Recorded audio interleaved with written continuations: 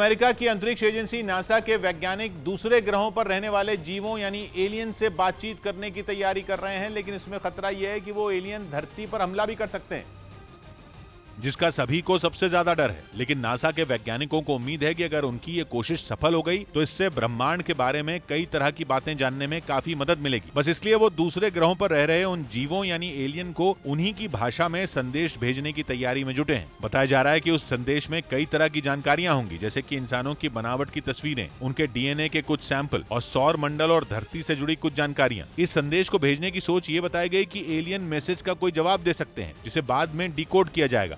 लिहाजा नासा के वैज्ञानिकों की उम्मीद यहीं खत्म नहीं होती। खबर है कि उन्हें तो यहां तक उम्मीद है कि एलियन न केवल उन्हें जवाब दे सकते हैं, बल्कि वो धरती पर दस्तक भी दे सकते हैं।